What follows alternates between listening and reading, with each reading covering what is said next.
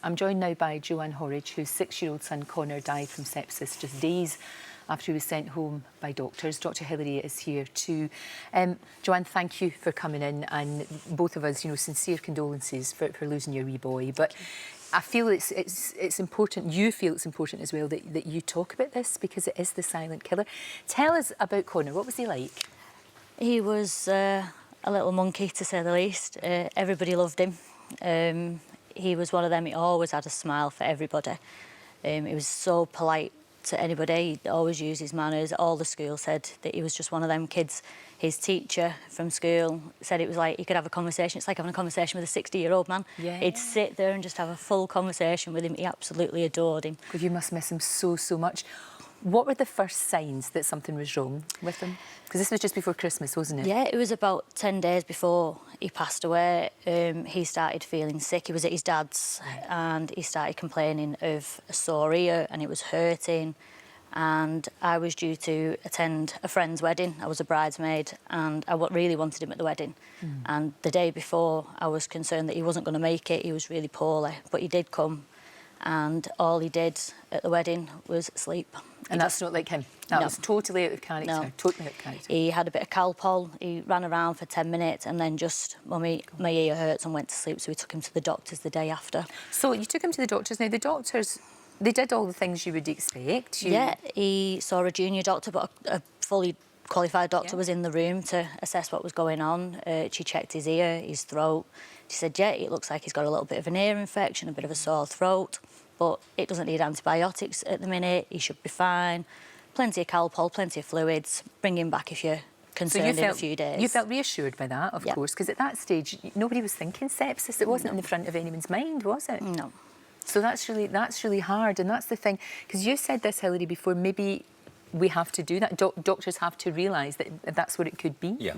I mean, of the thousands and thousands of cases of viral infection they get in, which will be self-limiting and get better on their own, there will be just the occasional one that is blood poisoning, otherwise known as septicemia or sepsis, and that always has to be at the back of the mind. So, the evolution of the condition is important, making sure that if that person is sent home, then you just say, well, if it gets worse, let's see the child again, or whoever it is. Because that's what happened, wasn't it? He got much worse, and you had to take him back. We took him back to the emergency doctor again on the Tuesday by this point, the Tuesday evening. We saw another lady doctor. He wasn't having a urine output. He couldn't do a water sample for her, but she wasn't overly concerned. She said, we still think it's viral, just plenty of fluids, plenty of Calpol, bed rest, and if you've still got any concerns, bring him back. He went to his dad's that evening, as he usually did, and his dad was still like, no, I'm really not happy, and he took him to the A&E department early hours of the Wednesday morning. But unfortunately for where we are based, our children's A&E closes down at a certain time. So we had to be admitted to the adults department. So they did an adults triage assessment instead of a children's triage assessment, and they came along the same lines of, it's viral, he'll be better off at home in his own bed. And they sent him home. And then what happened? When did you know that this was fatal, that you couldn't save him? We only found that out as of late Saturday. We had him back at the emergency doctor's, the A&E department on the Saturday, and he was in a good few hours. Finally managed to do a small water sample, which came back. He seemed fine. His temperature was up. They stripped him down to practically nothing, his underpants, to cool him down. But they were still only concerned that it was viral, and sent him home on the Saturday and told me to bring him back if I was unhappy or still had any concerns. Yeah, it's at this point that any parent or any carer of anybody of any age needs to say, Doctor, could this be sepsis? So if you put it out there, I think, of course you didn't know. No, you And you did. Absolutely you did not. absolutely everything that you possibly could have done. You went back to the doctors several times, and whilst the doctors need to be aware of the possibility of sepsis, it's very good for patients to know, could this be sepsis? So that conversation is started. Now, with an adult, it's straightforward. You can do a blood test. You can look at the number of white cells that are around. With children, you don't want to, for common infections, you don't want to be doing invasive blood tests. So there's always a balance as to whether you over-investigate or you certainly don't under-investigate.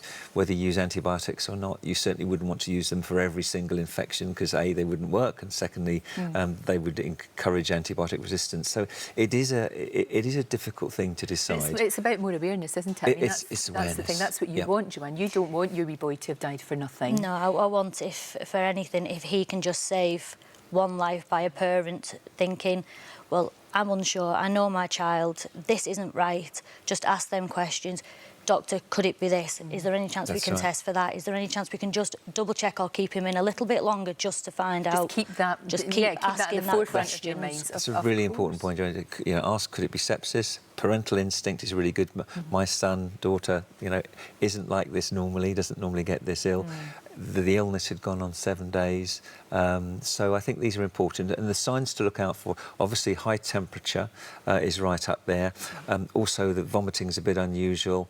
I would say the pale mottled skin is another one. Pain in the abdomen or pain in the legs, uncommon and unusual.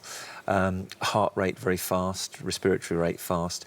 These are red flag warning symptoms. And if the doctors spot those, it's about being aware, isn't it? It's about being aware. It is about being aware. Yeah. I'm so sorry about your beautiful boy. Thank you. It's so sad. It really is. But it's fantastic that you're talking about this because it just keeps it in people's, at the front of people's minds. Thank you. Thank you so much for coming in.